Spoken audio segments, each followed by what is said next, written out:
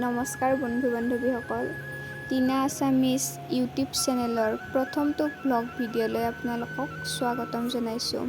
আজি ভাদ মাহৰ কৃষ্ণ জন্মাষ্টমী। কৃষ্ণ জন্মাষ্টমী উপলক্ষে মইনো কি কৰিলোঁ আহকচোন আপোনালোকক দেখাওঁ।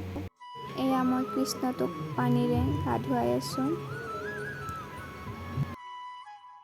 তাৰপিছত মই ধুনীয়াকৈ কৃষ্ণটোক হালধি পানীৰে গাটো ধুৱাই দি আছোঁ।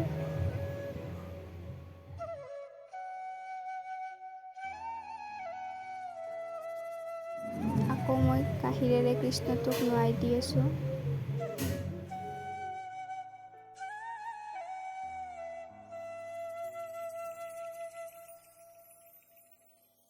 শেষত কৃষ্ণটোক মই পানীৰে ধুনীয়াকৈ ধুৱাই দিলোঁ।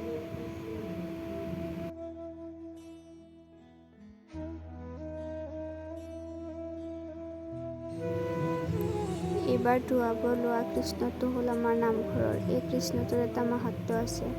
সেই মাহাত্ম্যটো আপোনালোকক মই ভিডিঅ'টোৰ শেষত জনাই আছোঁ। ইয়াত ধুনীয়াকৈ এইটোকো মই ধুৱাই দি আছোঁ।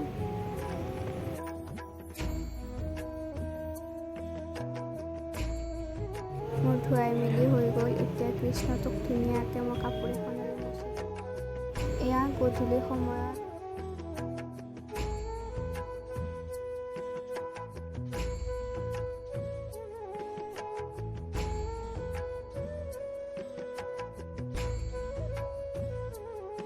এয়া আইতাহঁতে প্ৰাৰ্থনা গাই আছে। আইতাৰ কাষত যে বহি আছে মহিলাগৰাকী, সেইজনী হৈছে এই বছৰৰ কৃষ্ণৰ মা।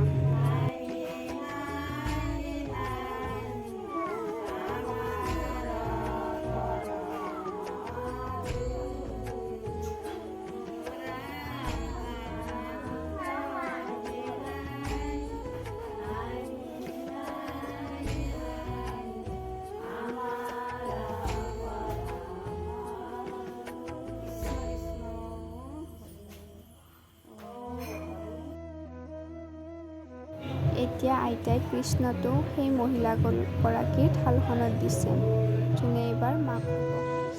কৃষ্ণৰ মাক হোৱাৰ মাহাত্ম্য এইটোৱেই যে কিছুমান দাম্পত্য বিয়াৰ কেইবাবছৰ পিছতো সন্তানৰ মুখ দেখিবলৈ সক্ষম নহয়। লোকবিশ্বাস মতে এই কৃষ্ণটো যিয়ে নামঘৰলৈ লৈ পিছত তাতে কীৰ্তন কৰি ঘৰলৈ লৈ গৈ এমাহ ৰাখি তাক লালন পালন কৰে, তেওঁ অতি সোনকালে মাক হ'বলৈ সক্ষম হয়। এনেদৰে লোকবিশ্বাস চলি আহিছে আগৰ পৰা।